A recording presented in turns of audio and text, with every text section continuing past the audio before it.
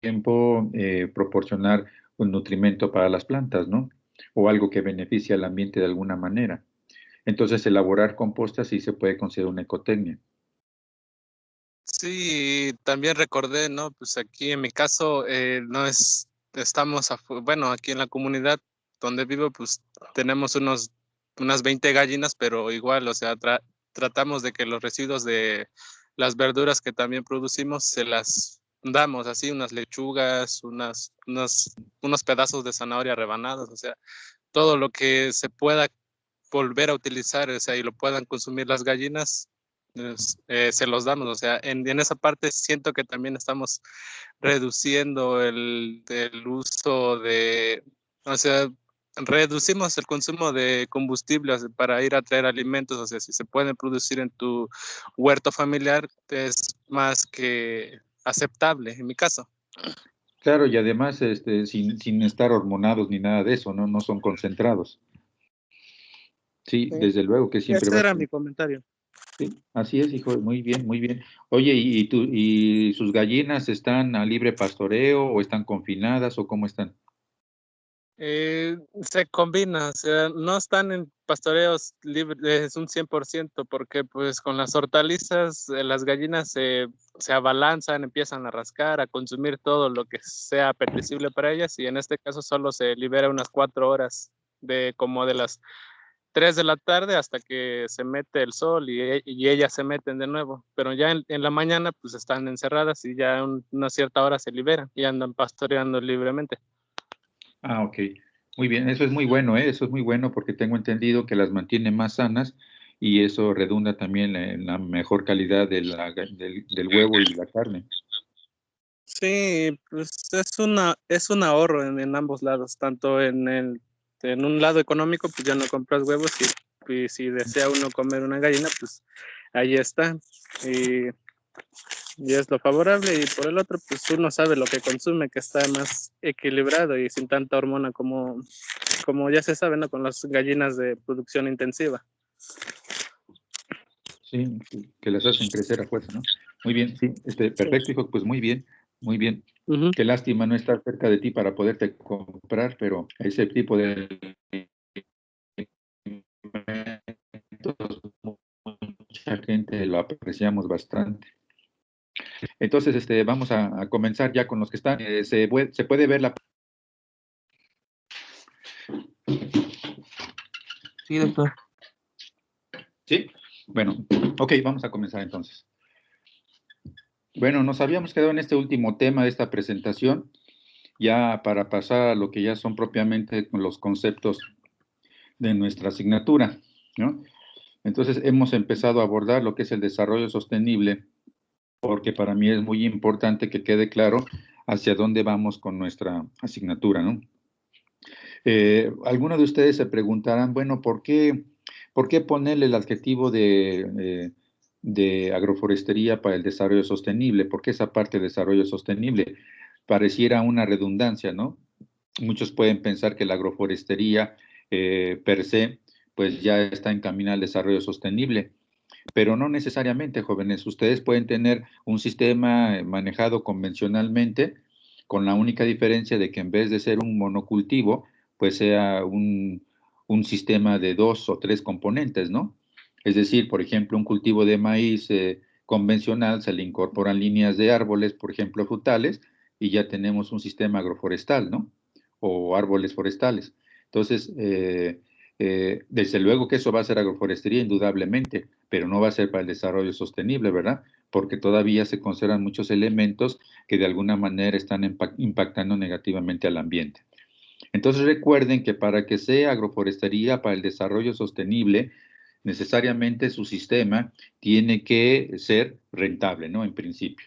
Tiene que ser tan rentable o más que un sistema convencional. En segundo lugar, tiene que ser, desde luego, amable con el ambiente, ¿no? Por todos los beneficios que ya hemos platicado y los que nos falta por platicar, ¿no? Y en tercer lugar, tiene que ser socialmente aceptable, es decir, tiene que cumplir con lo que se espera en el mercado, con lo que el productor está esperando como objetivos económicos y desde luego que genere empleos, ¿no? Que contribuye de alguna manera, incluso hasta culturalmente, a la localidad, ¿no? Por ejemplo, que mejore indirecta o indirectamente la gastronomía, que recupere la cultura culinaria, que provea de alimentos locales, como dice su compañero, para no tenerlos que comprar por otro lado.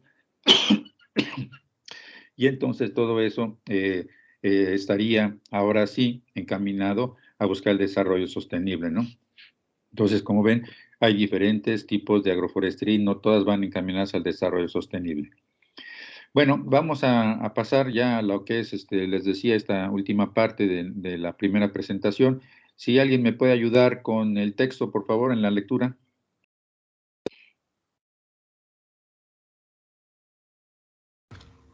Yo, profe. Adelante, hija, por favor. Diversidad y recursos genéticos. Lo peor que puede pasar no es el agotamiento de la energía, el colapso económico, la guerra nuclear limitada o la expansión de un gobierno totalitario. Estas catástrofes serían terribles para el ser humano, pero se pueden reparar en el transcurso de algunas generaciones. El único proceso que necesitaría millones de años para ser corregido es la pérdida de diversidad genética de especies a causa de la destrucción de hábitats naturales. Muy bien. Bueno, pues según este autor, Edward Wilson, eso sería todavía más grave, ¿no? ¿Por qué razón, jóvenes? ¿Por qué dice él que se necesitarían millones de años para ser corregido?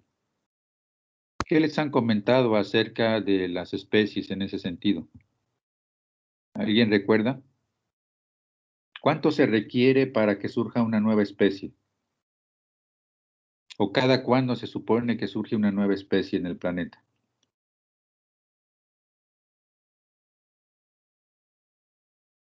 ¿No, nadie? Bueno, pues miren, según los expertos, más o menos cada millón de años surge una nueva especie. Entonces, por eso dice este autor que se necesitarían millones de años para, digamos, de alguna manera recuperar la pérdida de las que ya se han extinguido, ¿no? Entonces, por eso es tan terrible cuando se nos anuncia que una especie está amenazada o en peligro de extinción o de plano ya desaparecida, ¿no? Porque esa especie, si bien es cierto que después de que pase teóricamente un millón de años, se recuperará con otra especie nueva o con otras especies nuevas, se recupera en la cantidad, pero no en la calidad, es decir, no va a surgir la misma especie otra vez, ¿no? Una especie que se pierde es para siempre, ¿no? O sea, esa misma especie no va a volver a surgir. Entonces, eso es lo dramático, pues, para muchos ecólogos y biólogos de lo que significa la pérdida de esa diversidad genética, ¿no? Desgraciadamente, como saben ustedes, el modelo de agricultura convencional que sigue prevaleciendo en el mundo es una de las principales razones de esta pérdida genética, ¿no? Por concentrar toda la energía y todos los recursos en unas cuantas especies que sean más fáciles de manejar, ¿no? Bueno, más fáciles de manejar para la agricultura industrial, ¿no? Porque los pequeños productores, los que practican la agricultura tradicional nunca han tenido problemas para manejar una alta diversidad, ¿no? Pero pues como en la agricultura convencional el paradigma es ver a las plantas como pequeñas fábricas, pues entre más sistematizado esté todo, mejor, ¿no? Entonces es la producción en serie, ¿no? Nada más que en el campo. Y eso no va acorde a mantener una amplia diversidad genética, ¿no? Y ahí es donde entra la agroforestería. La agroforestería se puede ver desde el punto de vista agroecológico, como se ve, por ejemplo, en Brasil como un movimiento, ¿no? Como un movimiento que pretende revertir los efectos dañinos de una agricultura alejada de los principios ecológicos y mirar hacia otra forma de hacer agricultura de manera más sostenible, ¿no? Bueno, entonces en este mapa, bueno, no se alcanza a ver apenas la sombra del mapa que está atrás, pero lo importante es que recordemos, porque esto ustedes ya lo han visto en varias materias, las zonas de origen de algunas plantas de interés, ¿no? Entonces, si se dan cuenta, cada parte del mundo, cada región del mundo ha aportado alimentos muy importantes que hoy son parte de nuestra dieta, ¿no? Algunos más, otros menos, pero ha habido gracias a la pues a la expansión de las ciudades, de la población mundial y bueno, desde luego del descubrimiento de nuevos territorios, pues se ha enriquecido en todas partes la cultura culinaria, ¿no? Porque se ha ido, se han dado a conocer especies vegetales que si no hubiera habido esos intercambios comerciales, pues nunca las hubiéramos conocido, ¿no? Y desde luego que en ese sentido la cocina mexicana, por ejemplo, pues ha ganado muchísimo, ¿no? Porque como saben, es de las tres más reconocidas a nivel mundial. Y ya incluso se considera como patrimonio de la humanidad según la UNESCO, ¿no? Entonces, pues por algo es, ¿verdad? Bueno, entonces para concluir esta parte, les muestro esta imagen. La voy a ampliar un poco. Donde se muestra un modelo idealizado de lo que sería el desarrollo sostenible en el campo. Bueno, se está cargando, ahorita me dice. Creo que estaba mejor como estaba. Bueno, a ver ahorita. Entonces, el ejercicio que ahorita les quiero pedir, les voy a dar pues un minuto para que lo absorben bien, con ojos muy críticos. Quiero que vean el dibujo y me digan ustedes qué es lo que observan que puede incorporarse en el campo según esta imagen y que puede ser en beneficio del ambiente y desde luego de las familias de los productores rurales. ¿Qué tipo de ecotecnias o de estrategias están observando aquí?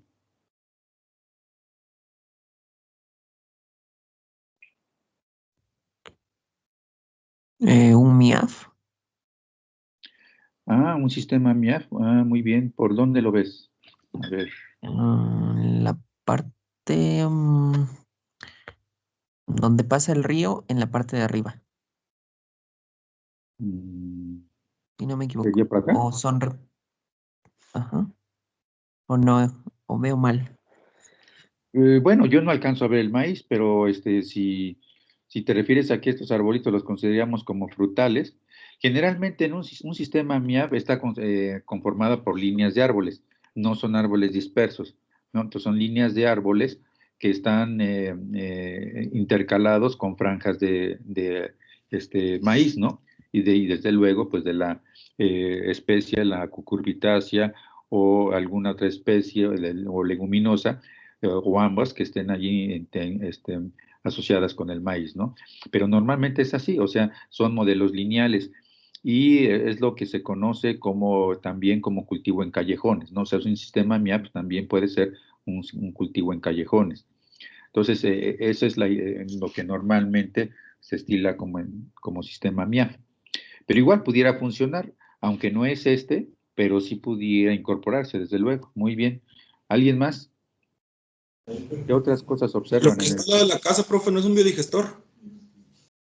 Un biodigestor, ¿te refieres a esto? ¿A esto? A lo gris que está a un lado. ¿A esto? Sí, pudiera ser, sí, efectivamente. Bueno, no se alcanza a ver muy bien, pero pudiera ser también que debajo haya un biodigestor o junto. Sí, así es, puede ser. Muy bien. ¿Qué más? ¿Ese gris no es como un estanque de captación de agua de la casa? ¿No? Este es un escal. Ese es un sistema de captación de agua de lluvia. Muy bien. Aquí está, bueno, esta es el área colectora, desde luego, el área de canalización, ¿no? Que lleva un depósito donde obviamente debe haber unos filtros porque el agua, pues, hasta aquí ya está sucia, ¿no? Entonces, o sea, sucia por el polvo, más que nada en la hojarasca. Entonces debe haber unos filtros que retengan esos sólidos para que entonces sí el agua llegue limpia a algún depósito que se presume debe estar aquí enterrado, ¿no? Así es. Entonces, miren, lo del biodigestor, yo pienso que es esto, ¿eh? Además, parece esto el biodigestor. Pero muy bien, sí, también desde luego que se puede incorporar. Y creo que en alguna materia también ustedes han trabajado con biodigestores en campo, ¿no? He visto algunos en el campo experimental de fitotecnia, como bolsas, ¿no? Infladas que se ven, que son los que se usan en campo, ¿no? Para grandes extensiones. Pero desde luego esto puede ser uno casero. Muy bien, ¿qué más observan? Hay muchos Profe, elementos. no sé si al fondo puedan ser como curvas de nivel. Ujú. Bueno, sí, bueno, aquí tenemos de hecho como especie de terrazas, ¿no? Aquí tenemos terrazas eh, con, eh, con muros de piedra, ¿no? Aquí los vemos, esas terrazas, muy bien. Eh, pues sí, pues, también podemos pensar que aquí hay surcado al contorno, ¿no? Muy bien. Ok, ¿qué más? Las obras de La captación de granja, agua. Los gaviones. la granja, profe. Muy bien, muy bien. Aquí tenemos una presa También se de... observa una presa de mampostería. sí, parece más de mampostería, ¿verdad? De repente por la retícula pareciera de gaviones, pero por la forma esta del vertedor parece más una de mampostería, ¿no? Pero igual, o sea, pensemos en que se pueden incorporar ambas, ¿no? Miren, yo pensaría que esta fuera más una de gaviones, porque miren, aquí sí está la de mampostería, ¿no? Entonces yo le voy más a que esta sea una de gaviones, ¿no? Por la retícula que se observa. Entonces recuerden que ambas tienen diferente finalidad, ¿no? Diferente objetivo. La de mampostería retiene agua y suelo, ¿no? Mientras que la de gavión es solamente suelo, ¿no? La intención es dejar pasar el agua e ir formando suelo con el tiempo, ¿no? Pero además sería un suelo muy fértil porque desde luego viene del arrastre de sedimentos. Muy bien, bueno, ¿alguna otra cosa? En el techo tienen paneles solares, ¿no? Sí, muy bien, hija, excelente, sí, esos son paneles solares, muy bien. Y que obviamente que es muy redituable en el campo, ¿no? No necesitamos ya de la Comisión Federal si tenemos ese tipo de ecotecnias, ¿no? Que todavía sigue siendo caro, aunque se ha abaratado, pero esperemos que en el corto plazo pase lo mismo que pasó con los calentadores solares, ¿no? Que ahora ya prácticamente cualquiera puede tener un calentador solar y antes eran muy caros. Muy bien, ¿algo más? Bueno, ahí en el techito, pues se puede ver que creo que son compostas o tal vez lombricompostas para lo de que es de su huerto familiar que se observa al fondo. Animales de tres patas. ¿Por acá? Ajá, O por aquí más bien, ¿no? Aquí.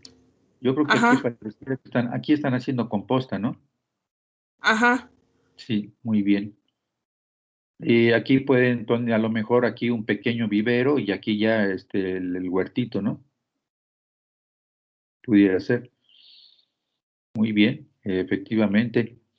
Bueno, aquí no se ve, por ejemplo, un cultivo de peces, ¿no? Pero con el agua que tienen, tal vez esta zanja para captadora de agua también pudiera servir como estanque, ¿no? Probablemente. Muy bien, en fin. O sea, bueno, aquí faltó mencionar algo que estaba en primer plano, ¿no? Las terrazas individuales. Sí, que es al parecer lo que están formando estos señores. Además de estar plantando, están formando una terraza individual, ¿no? Además, dices, son terrazas continuas. Muy bien. Bueno, pues es lo que se supone que podría ser algo que no costaría mucho y que perfectamente se puede implementar en cualquier condición rural, ¿no? De nuestro país, ¿no? Obviamente los sistemas de agua de lluvia pues se antojan más, bueno, para cualquier condición, ¿no? Porque ya ven que incluso en lugares lluviosos, como pasa aquí en Huatusco, donde ahora me encuentro, pues a pesar de que tenemos por alrededor de 2.000 milímetros de lluvia al año, la gente padece mucho de agua, ¿no? Entonces depende muchas veces de la comunidad que tiene el manantial y que buenamente permita el paso del agua a otras comunidades más abajo, ¿no? Pero, o sea, es una incongruencia estar esperando que se les permita el uso del agua cuando bien podrían poner un sistema de captación de agua de lluvia con materiales económicos, ¿no? Y que estén al alcance. Pues esto, obviamente, que se puede implementar, les digo, en cualquier condición climática, ¿no? No necesariamente en lugares donde llueva mucho. Creo que incluso sería mejor en lugares donde llueve poco, ¿no? Para que la poca agua precipitada, pues sea colectada y almacenada. Bueno, esto es algo de la literatura que se utilizó para darles esta información. Vamos a pasar ya a la siguiente presentación de hoy.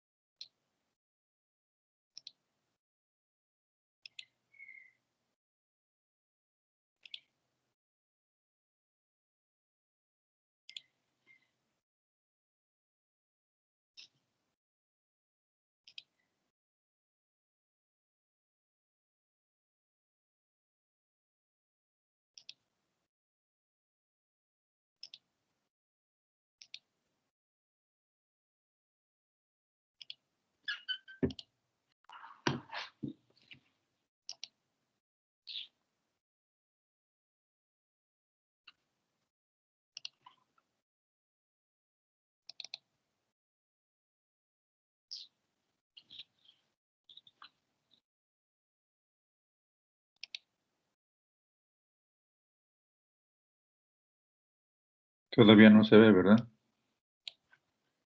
A ver. No, profe. No, profe. Pues según yo ya la estoy proyectando, pero déjenme ver qué está pasando.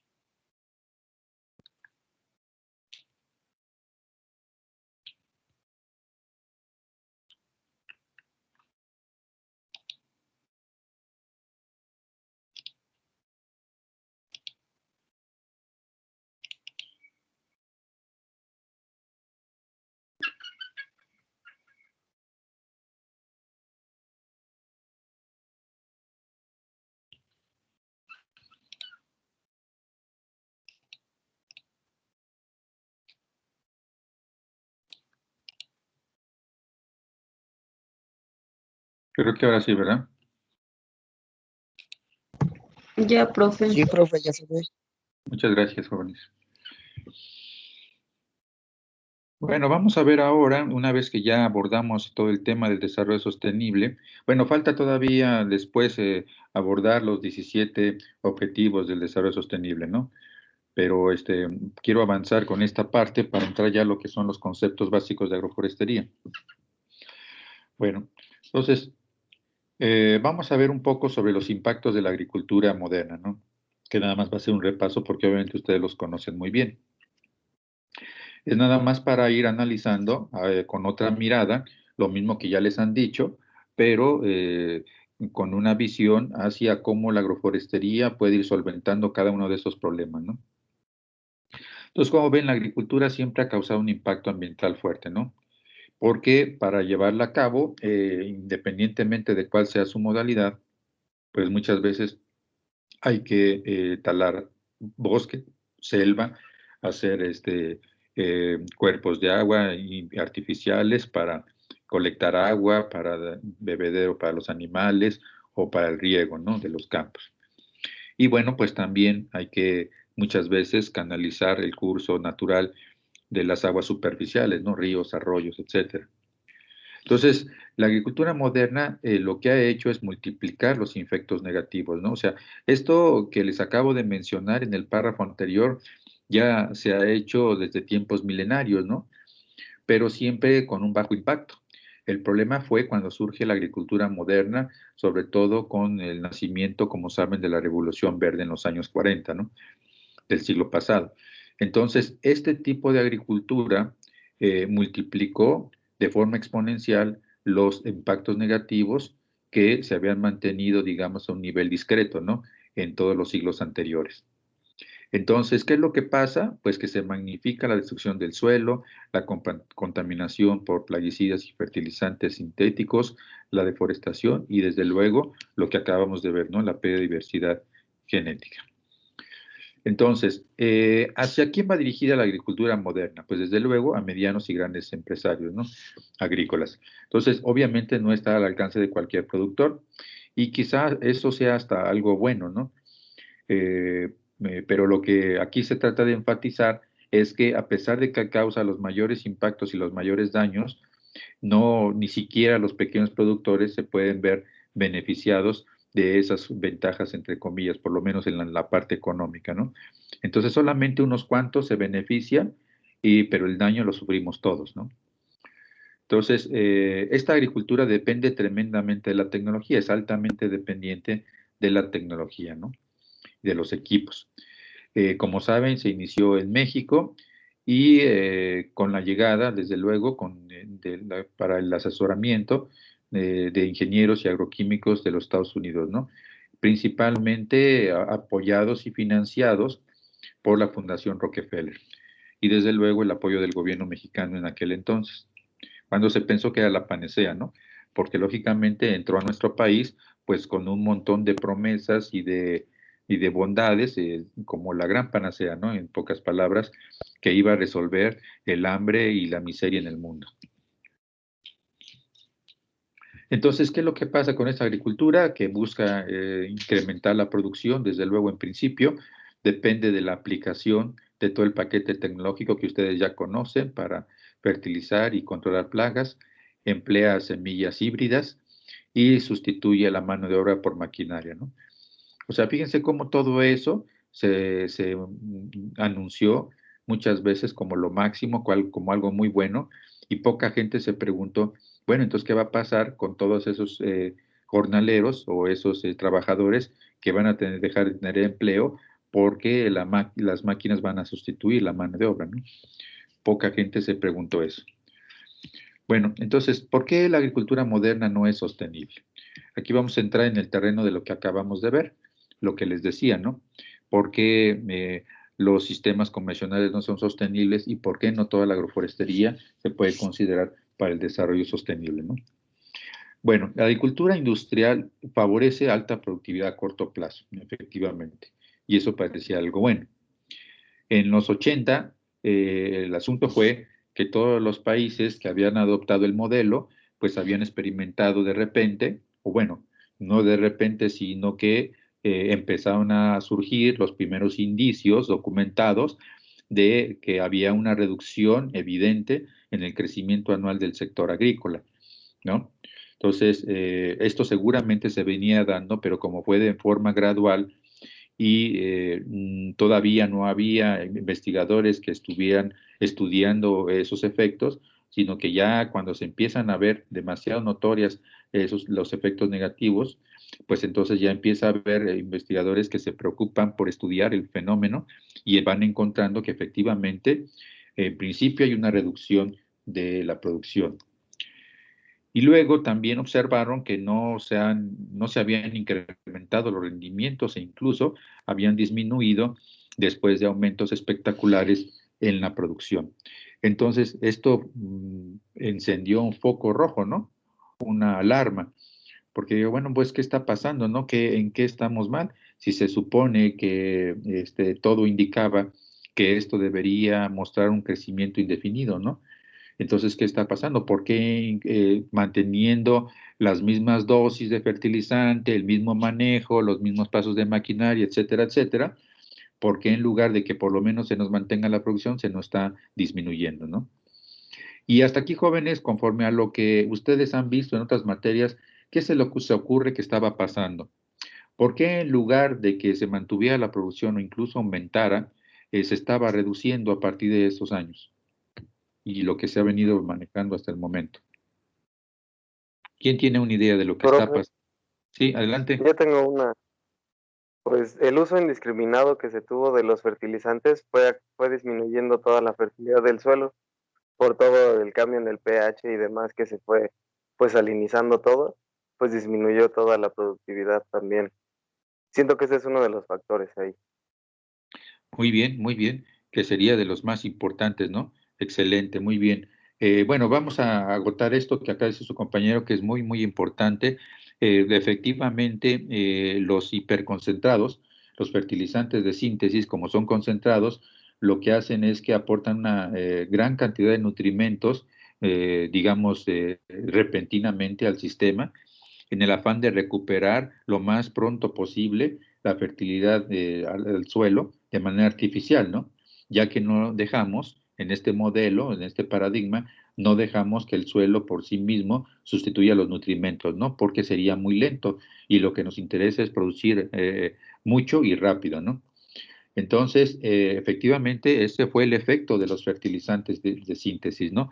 Que las plantas, por muy eficientes que sean, no son capaces de aprovechar todos los nutrimentos que de golpe se les están incorporando al suelo y lógicamente hay una gran una gran porción de esos fertilizantes que se volatiliza, se va a la atmósfera por un lado y otra que se lixivia, ¿no? Y entonces con el riego pasa a lo largo del perfil del suelo obviamente es tan rápido el paso que no alcanza a ser aprovechado por las raíces y muchas veces termina en los mantos freáticos, ¿no? Pero desde luego, mucho de lo que queda en el perfil, pues está produciendo lo que dijo su compañero, ¿no? O sea, por un lado puede haber, dependiendo del índice de salinidad o acidez del fertilizante, puede provocar una mayor acidez en un suelo que de por sí ya es ácido, o lo contrario, ¿no? Puede salinizarlo. Entonces, efectivamente, eso es muy, muy buena aportación de su compañero. Esa es una de las principales. Pero hay más. ¿Quién me puede decir otra? ¿Profe? Sí. Bueno, también podría haber sido el uso excesivo de la maquinaria y pues con eso se ha venido aumentando la erosión del suelo. Excelente, hija. ¿Por qué? ¿Por qué se aumenta la erosión? Vas muy bien. ¿Por qué se Por aumenta? por la remoción del suelo y pues todo lo que es el efecto del agua y del viento y pues también las pendientes tal vez de los terrenos y todo eso. Muy bien. Sí, bueno, entonces déjenme terminar la idea de su compañera que es muy buena. Miren, esto que les pregunto tiene que ver con fertilidad física del suelo. Ustedes saben que hay 3 tipos de fertilidad, ¿no? No sé si lo he comentado con ustedes. Tenemos la fertilidad física, la fertilidad biológica y la fertilidad química. Lógicamente, los convencionales, cuando hablan de fertilidad, pues se imaginan nada más la química, ¿no? Como si fuera la única. Entonces, cuando uno le apuesta solamente a la fertilidad química, descuidando las otras dos, pues obviamente que vuelve al sistema altamente dependiente de eso, ¿no? De seguir aportando lo químico, porque es lo más fácil de restituir y lo más fácil y rápido de que se note en el sistema, ¿no? Pero cuando ustedes descuidan las otras dos, pues se vuelve, hacen a su sistema cada vez más dependiente de ese fertilizante. Es como un drogadicto, ¿no? O sea, al principio nada más requiere pequeñas dosis, pero conforme se va haciendo más adicto a la droga, pues obviamente va requiriendo dosis cada vez más fuertes y más frecuentes, ¿no? Entonces, es lo mismo con esto. Entonces, ¿a qué voy? Lo que menciona su compañera es importante porque la erosión se aumenta, o sea, la susceptibilidad más bien del suelo se aumenta y como saben, la susceptibilidad tiene que ver con esa vulnerabilidad a ser arrastrado por el escurrimiento o por el viento. Esa susceptibilidad aumenta cuando ustedes con tanto paso del arado, con tantas labores, lo que hacen es romper la estructura del suelo, ¿no?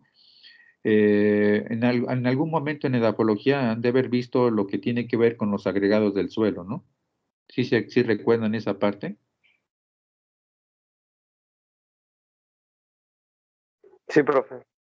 Es lo que tiene que ver con estructura, ¿verdad? ¿Alguien me puede recordar el concepto de estructura del suelo? ¿A qué se refiere? Si bien recuerdo, Es es la la forma forma en en la que que se las acomodan las partículas, partículas, ¿no? A ver, uno de los dos, perdón, otra vez. Cualquiera de los dos es que hablaron al mismo tiempo. Profe, es la forma en que se agrupan las partículas individuales. Exactamente, exactamente. Los agregados es la forma en cómo se agrupan. ¿Y cuál es la ventaja de que tengamos estructura? O sea, ¿cuál es Pues, la ventaja? Sí, adelante. digamos, depende de la cantidad de cada partícula del suelo para retener el agua o para que haya buena aireación. Exactamente. Entonces, cuando tenemos agregados, lo que también se forman son poros, ¿no? Si tenemos agregados, tenemos garantizado que haya poros, ¿no? Pero no, además, no cualquier poro, tiene que haber poros grandes que alberguen agua, perdón, aire, y poros pequeños que almacenan agua, ¿no? Y debe haber un balance entre ellos. Además, un suelo puede tener estructura, pero no necesariamente ser la mejor estructura, ¿verdad? Porque, por ejemplo, una estructura laminar impide la permeabilidad, ¿no? O la disminuye drásticamente. Sabemos muy bien que hay de estructuras a estructuras, ¿no? Por ejemplo, lo contrario, o sea, las mejores son las grumosas y granulares, ¿no? Y las intermedias, por ejemplo, serían las prismáticas y otras así, ¿no? Entonces, volviendo al comentario de su compañera, se aumenta la erosión del suelo bajo el modelo convencional con tanta labranza, porque al romperse los agregados, el suelo se pulveriza, ¿no es así? ¿Qué pasa cuando el suelo está pulverizado y ya no tiene agregados, que son, que se volvió a dejar todas las partículas individuales? ¿Qué es lo que creen que pasa?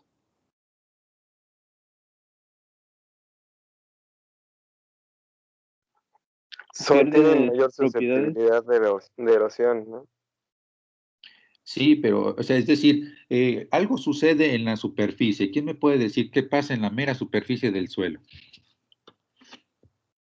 Se encharca el agua Y muy bien, ¿por qué se encharca? porque por lo compacto que está, pues no puede haber filtración. Exactamente, o sea, como las partículas ya están totalmente separadas, ya no hay agregados, ya no hay poros entre ellas, entonces forman una especie de sello, como una costra. ¿Están de acuerdo? Y más si estamos hablando de un suelo arcilloso, ¿no? Peor todavía. Entonces, efectivamente, por eso es muy atinado el comentario de su compañera, eso es lo que sucede, ¿no? Si se rompe la estructura, el suelo se pulveriza, se vuelve un talco, y ya saben ustedes cuál es el efecto del talco, ¿no? Entonces, lo mismo pasa. Bueno, entonces, pues esos son, digámoslo, hay otros más, por ejemplo, está la oxidación de la materia orgánica debido a que no hay ninguna cobertura y lógicamente aumenta la evaporación, aumenta su oxidación y los nutrimentos que pueda aportar la poca materia orgánica que pueden dejar allí casi por accidente los convencionales, porque en su paradigma no está el dejar el suelo cubierto o estarle haciendo enmiendas de materia orgánica, pues lógicamente eso contribuye a que el suelo pues se vaya empobreciendo, ¿no? También en ese sentido. Entonces, muchas veces los convencionales, pues me refiero a los productores, o no saben o no creen que sea necesario estar haciendo enmiendas orgánicas, ¿no? Y desgraciadamente muy pocos saben o muy pocos conocen que si su suelo tuviera un buen contenido de materia orgánica, eso no está peleado con seguir utilizando fertilizantes sintéticos, al contrario, como ustedes saben muy bien, si recuerdan sus clases de edafología, cuando un suelo está rico en materia orgánica y ustedes le agregan un concentrado, pues ese concentrado se va a aprovechar mejor, ustedes van a gastar menos porque van a tener que poner menos veces el fertilizante.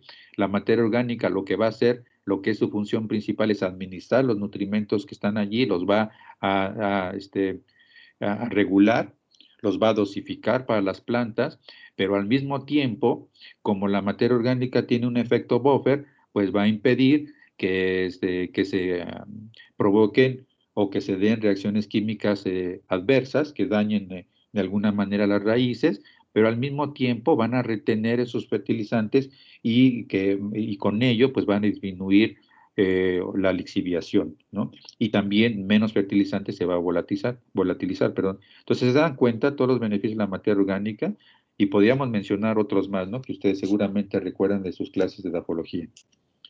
Bueno, entonces, bueno, alguien que me ayude con la lectura, por favor.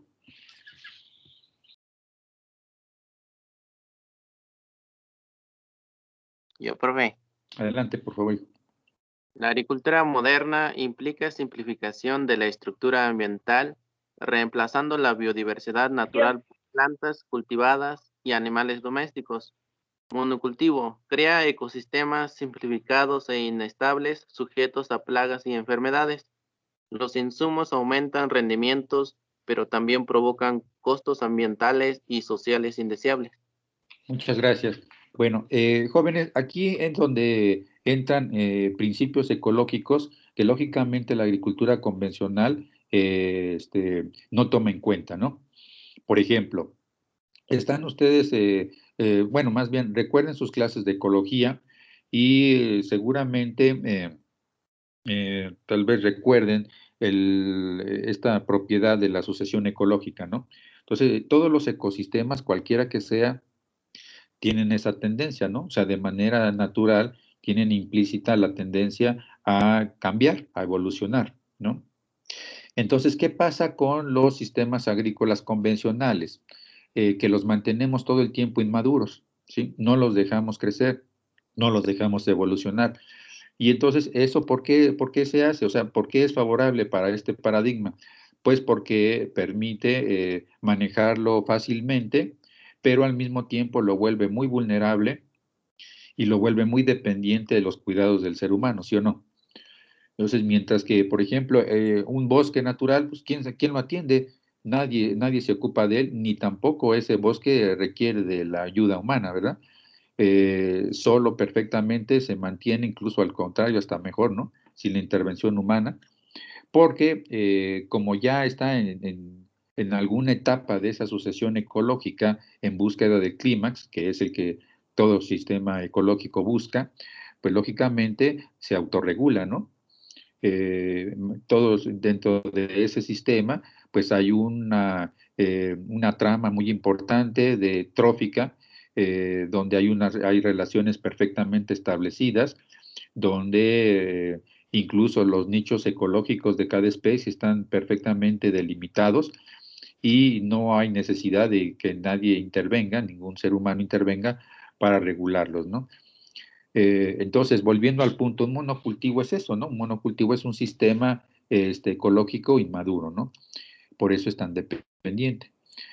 ¿Y qué es entonces aquí donde, cómo entra aquí la agroforestería? ¿Quién me podría decir para revertir esto? ¿Qué beneficio puede tener la agroforestería para revertir esto de la dependencia de los sistemas agrícolas?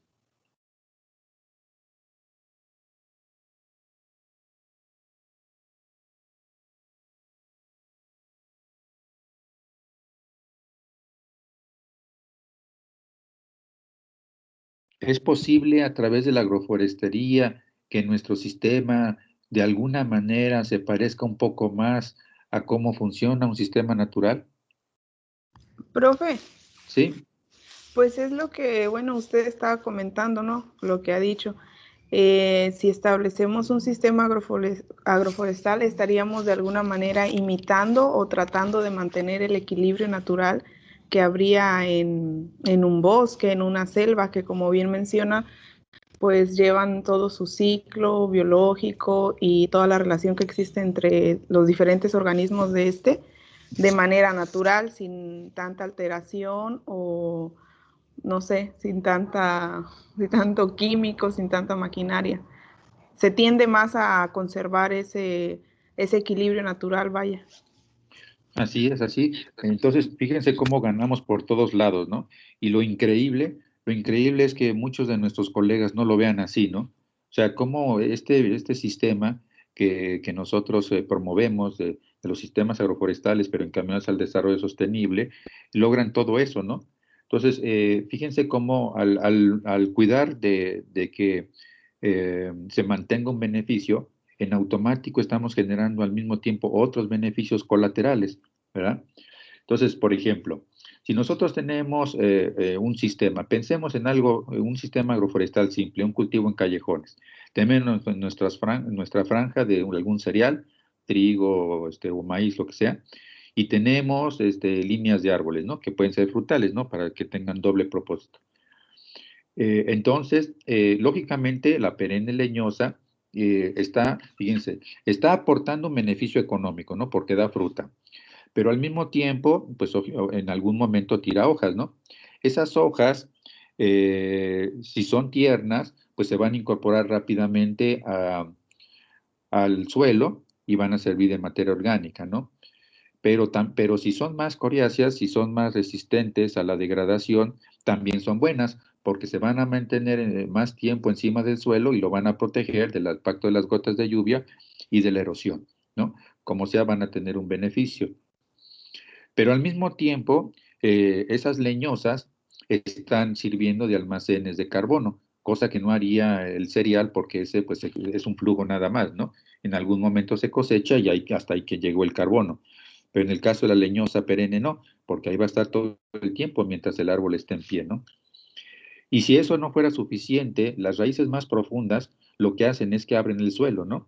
Están creando agrietamientos que provocan porosidad y lógicamente más aireación y más agua para el perfil del suelo, ¿no? Pero además, ustedes recuerden que sirven también como bombas, ¿no? Atraen los nutrimentos y el agua de partes más bajas del subsuelo donde no alcanzan a llegar las raíces del cultivo anual, ¿no? Entonces, fíjense, estamos hablando nada más de unos cuantos beneficios, no estamos hablando de la posibilidad de implementar agroturismo o la belleza escénica o todos los demás beneficios ambientales, bienes y servicios ambientales, ¿no? Bien. Entonces, alguien que me ayude con las consecuencias, por favor, de la agricultura moderna.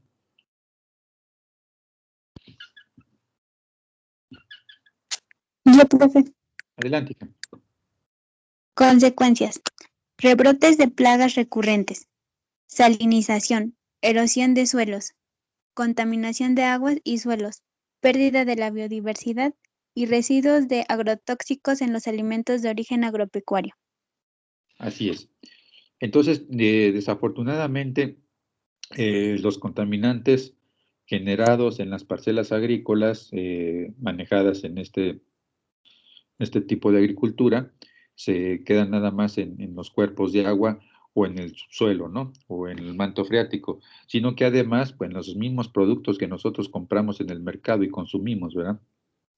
Entonces, de allí que con cada vez más evidencia de los impactos negativos de la agricultura convencional, que sobre todo en lo que queda como residuos en los alimentos que nos llevamos a la boca, pues es que, si se han dado cuenta, cada vez ha tomado más fuerza toda esta nueva tendencia de la gente que está buscando lo orgánico, lo inocuo, ¿no? Lo ecológico. Bueno, entonces, dentro de los efectos sociales de la agricultura moderna, fíjense aquí cómo lo ponen como pros, aunque si se dan cuenta, algunos de ellos incluso parecen contras, ¿no? Pero bueno, entonces, la revolución verde, ¿qué implica? Pues mayor uso de maquinaria, aumento de la producción agrícola, aumento del promedio de la alimentación mundial y un aumento del promedio de la esperanza de vida de la población, ¿no? En todo el mundo. Eso parecía de repente algo bueno, ¿no? Revolución también, pues implica una lucha química que acaba, entre comillas, más rápido con las plagas. Desde luego implica el uso de fertilizantes sintéticos, un control, pero que desafortunadamente están en manos de la industria química, lo cual, fíjense, así está como pros, pero pros para quién, ¿no? Porque, como saben, la agricultura convencional pues también ha promovido el surgimiento de grandes empresas transnacionales que se han vuelto tan poderosas que ni siquiera un gobierno de un país puede con ellas, ¿no? Entonces, porque su poder pues trasciende las fronteras. Entonces, pues eso es muy complicado, ¿no? Entonces, todo esto implica tecnología moderna para todos los que la puedan pagar. O sea, ni siquiera está el acceso de todos, ¿no? Y además implica también la modernización del campo, aliviando el trabajo en el mismo, ¿no? Entonces, eso les digo, pareciera algo bueno. Vamos a ver entonces los contras. La propia maquinaria, que parece algo bueno, pues resulta que también implica un efecto negativo social, porque pues hay menos fuentes de empleo, ¿no? También hay un aumento de la extensión de los cultivos, menos cultivos, pero con superficies más grandes, ¿no? Algo como lo que vemos en agricultura convencional, perdón, en el curso de Agricultura Regional 4, ¿no? Cuando es en el noroeste. Entonces, donde se observan, pues ya desde el noroeste de México se observan esas enormes extensiones de terreno cultivado con una sola especie, ¿no? O incluso divididos, ustedes quieren, en secciones con diferentes cultivos, pero muy, muy grandes, ¿no? Y todo como monocultivo, ¿no? Aunque esté seccionado, todo es monocultivo. Y desde luego, pues la pérdida de lugares de trabajo al tener que abandonar sus tierras los pequeños propietarios, porque muchas veces no pueden competir con los grandes que se los van comiendo, ¿no? Entonces terminan, por un lado, rentando en el mejor de los casos su terreno, y en otras, pues de plano vendiéndoselos, porque ya no pueden, ¿no? No pueden a ellos mismos trabajarlo, porque pues ya sus vecinos pues se han encargado de acaparar el mercado y ya no tienen ni siquiera quién venderle, ¿no? O quién les compre. Y pues desde luego ellos no pueden ser empleados ya en otro lugar una vez que venden sus tierras, y pues tienen que emigrar, ¿no? A las grandes ciudades o a los Estados Unidos, en el caso de México, ¿no? Pues hay un éxodo rural que desde luego, desgraciadamente, provoca esos cinturones de miseria alrededor de las grandes urbes, ¿no? porque desafortunadamente pues llegan a, pues como muchas veces lo que saben hacer pues no es bien pagado en las ciudades, pues lógicamente apenas ganan para comer, ¿no? Entonces no van a tener para estar en un buen lugar y entonces pues van a tener que vivir en un lugar donde sea más barato el terreno, la renta, etcétera, y eso pues alimenta esos cinturones de miseria, ¿no? Por otro lado, también, como veíamos, el control de la industria química agrícola pues está controlado por grandes inversiones iniciales al alcance de ricos y propietarios terratenientes, no de cualquiera, ¿no?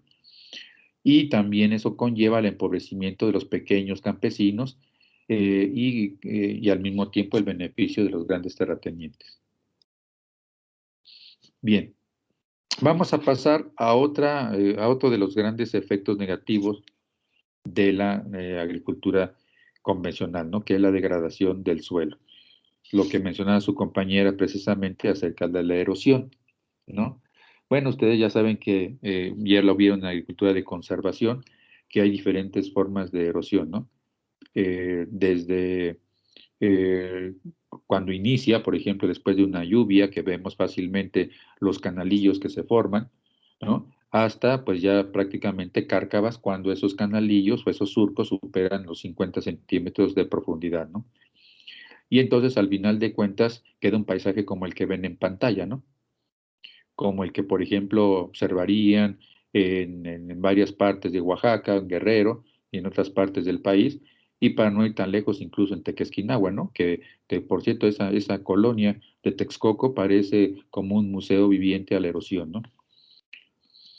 Bueno, entonces, tenemos aquí la degradación del suelo, ¿no? Entonces, de acuerdo a las Naciones Unidas, con un estudio que realizaron, ya fíjense, desde el 91, el 38% del suelo cultivado a partir de la Segunda Guerra Mundial ya había sido dañado, ¿no? Entonces, imagínense ahora cómo estará el asunto, ¿no? 30 años después. Entonces, tenemos dentro de la degradación del suelo varias formas, ¿no? Una es la salinización, que ya comentaban ustedes, ¿no? La salinización, como saben ustedes, pueden ser, como ya mencionaba su compañero, por la utilización de fertilizantes que tienen un alto índice salino y que en suelos neutros o ya de por sí alcalinos, pues alcalinizan aún más, ¿no? Y pues después requieren incluso lavarlos con agua de calidad, en fin, o sea, una serie de procesos que además salen caros, ¿no? Pero también los suelos se salinizan cuando hay una intrusión salina cerca de las parcelas agrícolas o debajo de ellas, ¿no? ¿Alguien recuerda este fenómeno, jóvenes? Lo debieron haber visto también en agricultura de conservación. ¿A qué se refiere la intrusión salina? ¿Quién se acuerda?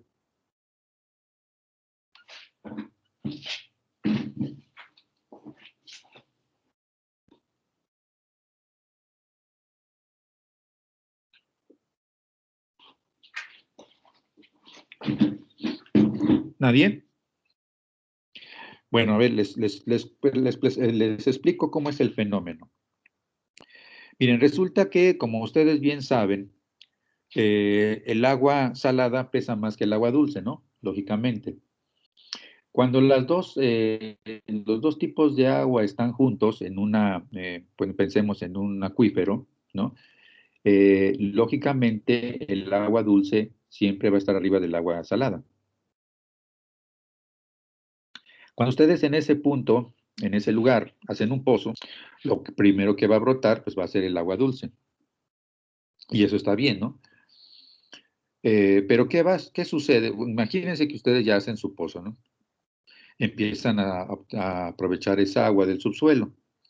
Pero si ustedes hacen un uso indiscriminado del agua y al grado de que no permiten la recarga o no va acompañado, esa extracción no va acompañada de una estrategia para que ese manto freático se siga alimentando constantemente, entonces va a llegar un momento en que lógicamente la extracción de agua sea mayor a la intrusión, ¿no? O sea, no hay una recarga que compense lo que ustedes están sacando. Entonces, ¿qué creen que va a pasar? El agua tiende a mantener su nivel, ¿no es así? Entonces, si el agua dulce se va desplazando, ¿quién va a ocupar su lugar? ¿Quién cree? ¿Perdón? ¿Sí, hija? ¿Ibas a comentar algo? Sí, Es pues las sales, ¿no? Todas las que se empiezan a quedar. El agua salada que está debajo tiende a ocupar ese lugar, muy bien. El agua salada que está debajo de esa agua dulce tiende a ocupar su lugar. Entonces, ¿qué le va sucediendo? Que el agua que seguimos extrayendo ya no es dulce, empieza a ser salobre, ¿no? Entonces, esa agua con sales es la que muchas veces utilizamos para regar. Y eso es lo que está pasando en muchas partes del país, sobre todo en aquellos lugares áridos, ¿no? Porque obviamente en los lugares áridos pues llueve muy poco y si esa agua, pues es agua añeja, ¿no? Que ha estado allí, ahí almacenada, producto de incluso miles de años o más que se ha estado captando, ¿no? Entonces, pues lógicamente la recarga, pues imagínense cuándo va a volver a suscitarse cuando llueve muy poco, ¿no? Entonces, lógicamente, esa agua que se utiliza para el riego, pues va salinizando también los suelos, ¿no? Esto también, por cierto, pasa en lugares donde se hace agricultura cerca del mar. Es algo semejante, ¿no? Nada más que ahí es por la cercanía al mar. Entonces, les digo, está acompañado con la extracción excesiva de agua, ¿no? Otra forma de degradación del suelo es la compactación, que, bueno, pues como ustedes ya bien saben, pues se debe principalmente al paso de la maquinaria, ¿no? De los implementos, sobre todo de los tractores. Entonces aquí al respecto, pues se han recomendado muchas formas para tratar de sustituir a esto que justamente causa compactación. Entonces, seguramente a ustedes ya les queda muy claro cómo se genera la compactación. ¿Quién me puede decir cómo se puede evitar la compactación o por lo menos disminuirla? ¿Qué tipo de estrategias se pueden implementar en agricultura para disminuir la compactación?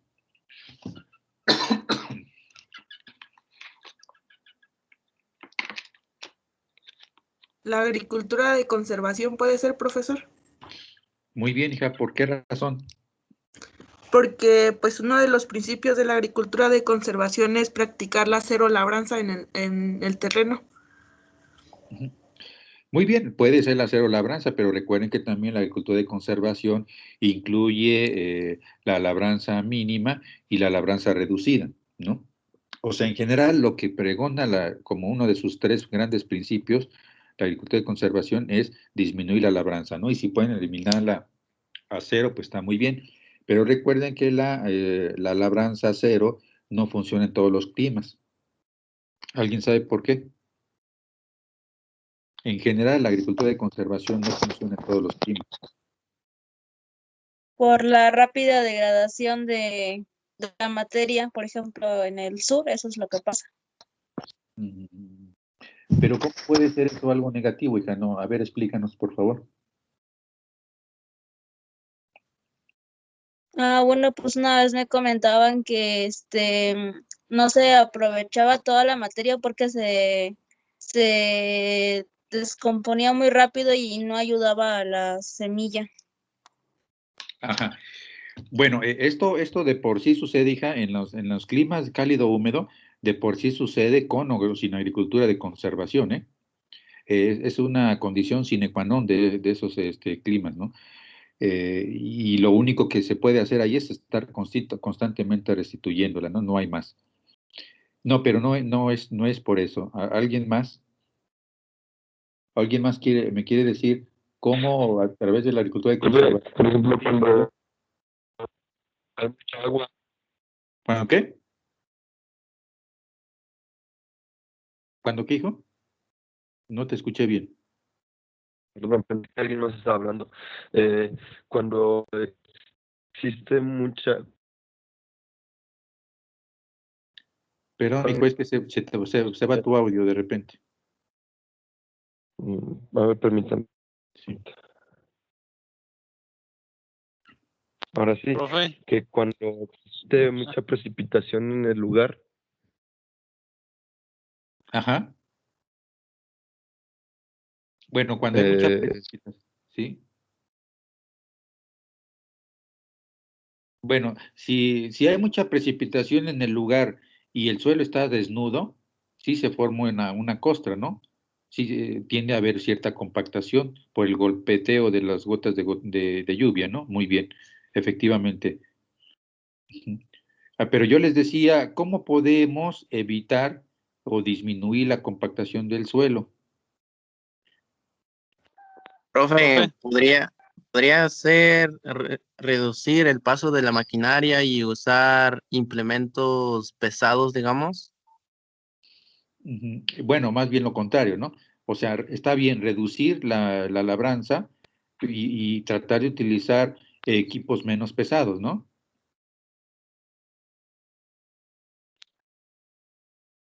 ¿Sí me explico? O Sí, sea, profe. sí, entonces miren, es que miren, seguramente ustedes están familiarizados con eso e incluso deben tener familiares que pues sin querer han caído en ese error, ¿no? Miren, ¿a qué voy?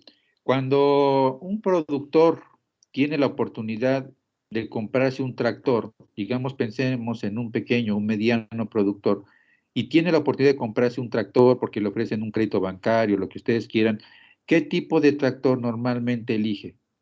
Estamos hablando del caso de México.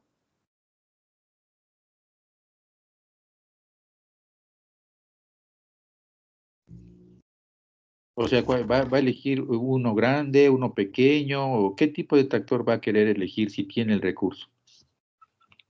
El más grande, ¿no? El más potente que encuentre. ¿Verdad que sí? ¿Verdad que sí? ¿Y por qué? ¿Qué es lo que se imagina al comprar un tractor así? Pues que con ese va a poder, no sé, hacer más rápido su trabajo, acaparar más campo, más extensión, va a ser más eficiente.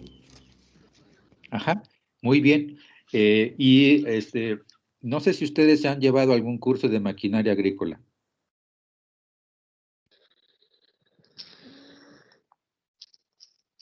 Sí, profe. Bueno, no sé si en su curso les comentaron que todos los tractores están diseñados para trabajar un cierto número de hectáreas, ¿no? Entonces, fíjense, un error muy común, como acaba de decir muy bien su compañera, es que el productor, primero que nada, se ensarta con una deudota con el banco por querer precisamente comprar el tractor más grande. Pero resulta que imagínense que el tractor es tan grande, que es lo común, que podría trabajar hasta 100 hectáreas con ese tractor, pero resulta que él nada más tiene 10 o 20 o 30. Entonces, lógicamente, está subutilizado. Entonces él dice, bueno, pues voy a rentar mi tractor o a rentarme junto con mi tractor para algún otro vecino que quiera que le lave su tierra, ¿no? Entonces resulta que uno quiere que le ayude con 5 hectáreas, otro que le ayude con 15, otro con 10. Pues a lo mejor ni con 3 o 4 vecinos o familiares a los que les preste o le rente el tractor, ni siquiera, ¿sí? Le termina de sacar le termina de sacar jugo al tractor. Luego entonces, ¿qué debió haber hecho ese productor?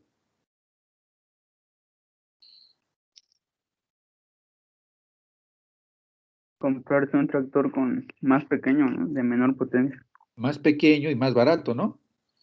Más para acá, porque no requiere tanto, no requiere tanto. Pues imagínense, después está dependiendo de encontrar quien se lo rente para sacarle un poco más de jugo y pues nunca termina con esa deuda eterna con el banco, ¿no? O con quien sea que haya solicitado el crédito.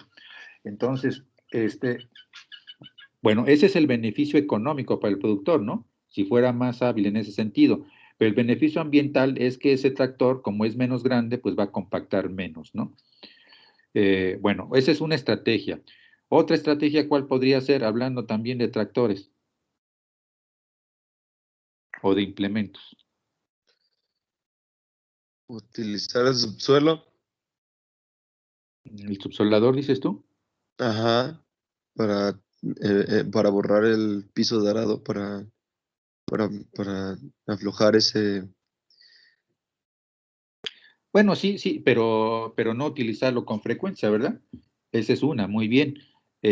Otra más. Por ahí dijeron que Hacer, reducir los pasos de la maquinaria, ¿no? ¿Cómo pueden reducir los pasos de la maquinaria y al mismo tiempo cumpliendo con todo lo que las labores de labranza que se requieren?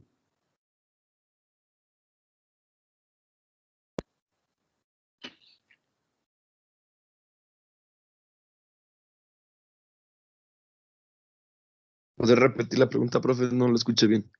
Sí, o sea, ustedes dijeron muy bien que una de las formas que se puede hacer para compactar menos es reducir los pasos de la maquinaria. ¿Cómo pueden hacerlo ustedes para reducir los pasos de la maquinaria sin sacrificar todas las labores que se requieren?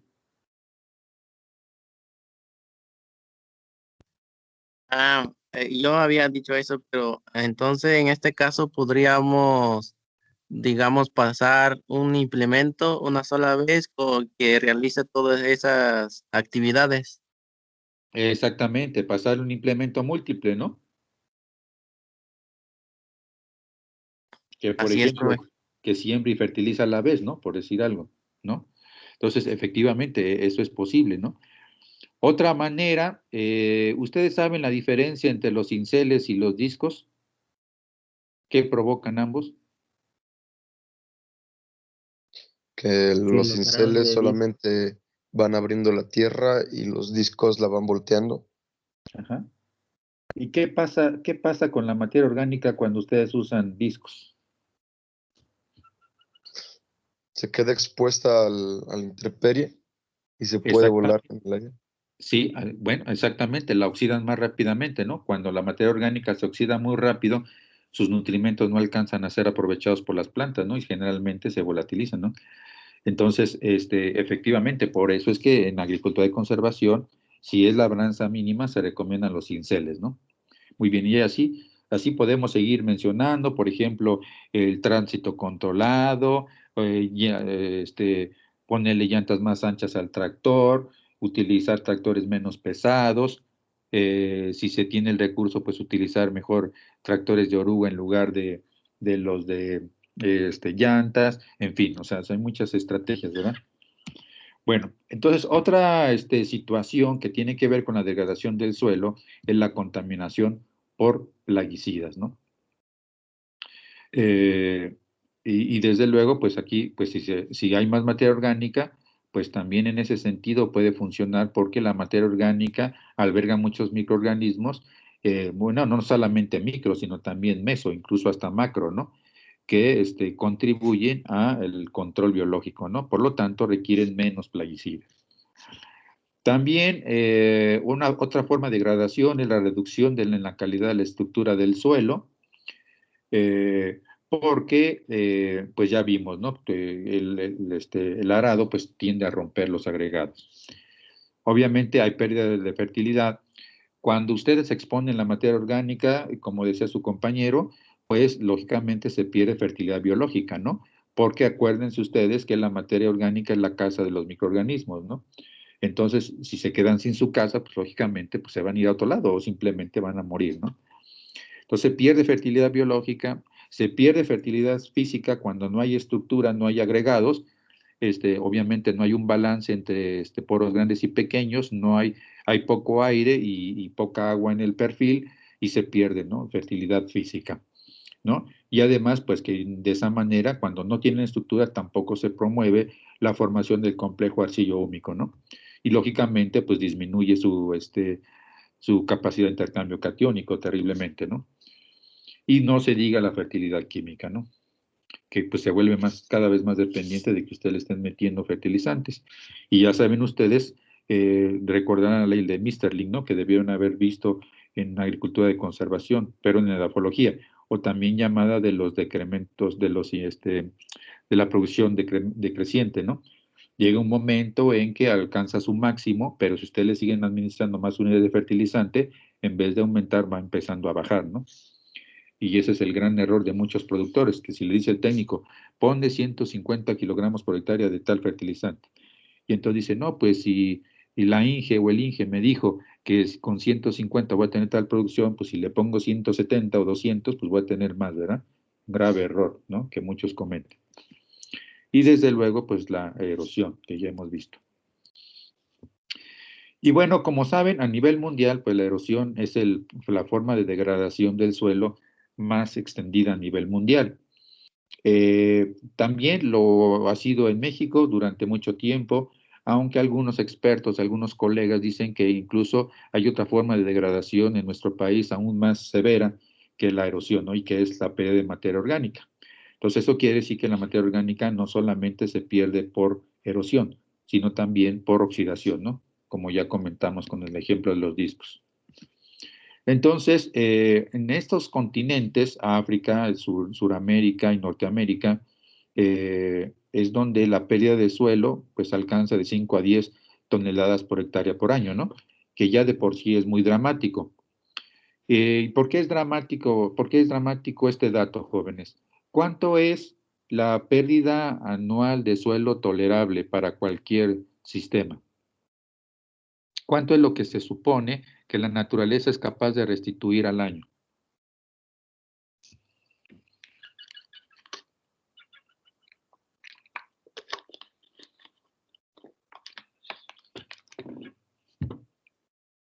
¿Nadie se acuerda? A ver, jóvenes, desempolven sus conocimientos de grafología. Hola, profe. Sí, Yo tengo una pregunta. dime.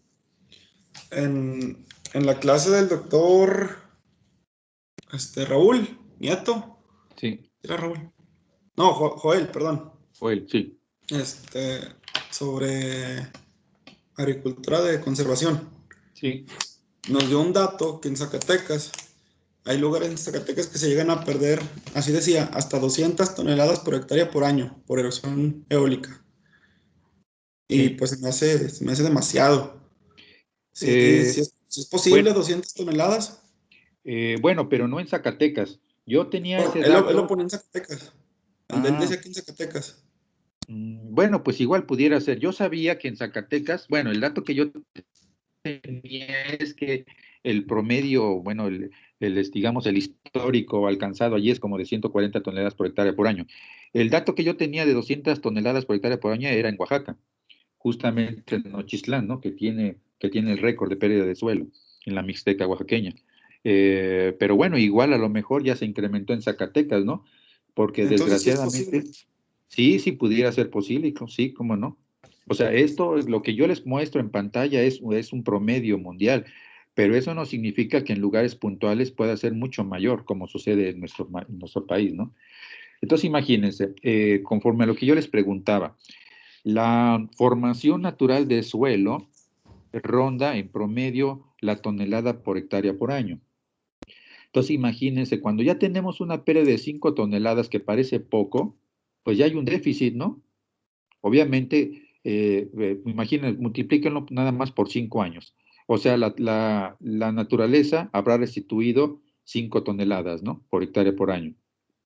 Pero el ser humano, con el manejo que está haciendo, pues ya se llevó 25 toneladas por hectárea por año, ¿no? O sea, el déficit va creciendo cada vez más de manera exponencial, ¿no? Ahora imagínense cuando la pérdida es como el dato que les pasó el doctor Joel, de 200 toneladas, ¿no?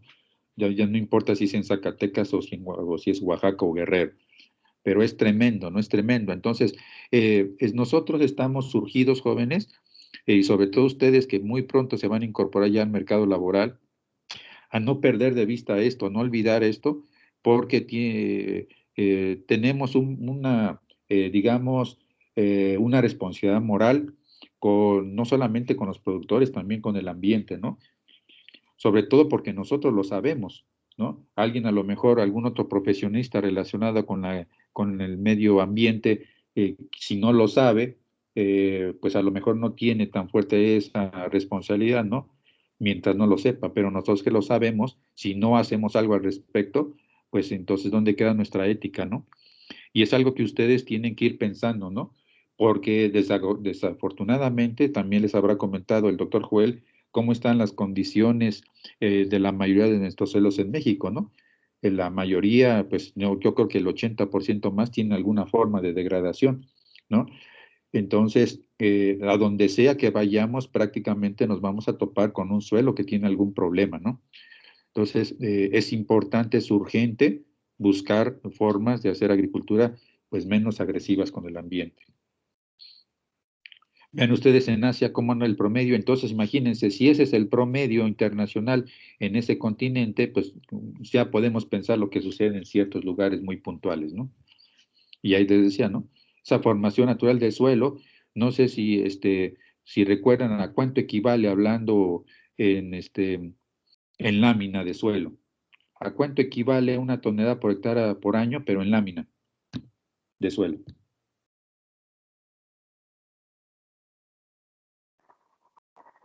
¿No era como 1 centímetro de suelo? 1 milímetro. ¿Por hectárea?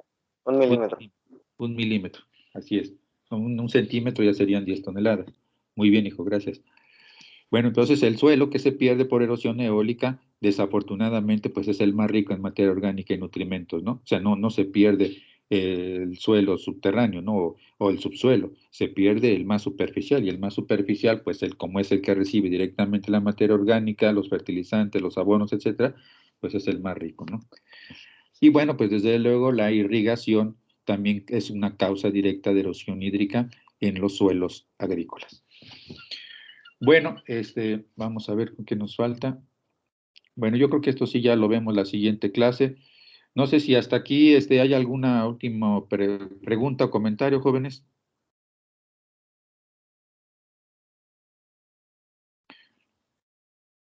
Bueno, si no es así, nos vemos el próximo martes. Les sugiero, por favor, les recomiendo que vayan avanzando, no lo dejen a última hora, vayan avanzando los equipos con sus prácticas, por favor, que tienen pendientes, con sus proyectos que van a presentar, ¿sale? Y por favor, si tienen alguna duda, pues no duden en preguntarme en el chat o al correo. Bueno, pues que estén bien, que tengan buen fin de semana. Nos estamos viendo el próximo martes. Déjenme pasar, antes que se retiren, déjenme pasar la lista aquí. A ver, permítanme. ¿Están ahí todavía? Sí, profe. Sí, doctor. Ya los escuché. Acá andamos. Permítanme, es que les voy a pasar la lista. Bueno, con la lista que está aquí. Es la ventaja del Teams que podemos descargar la lista.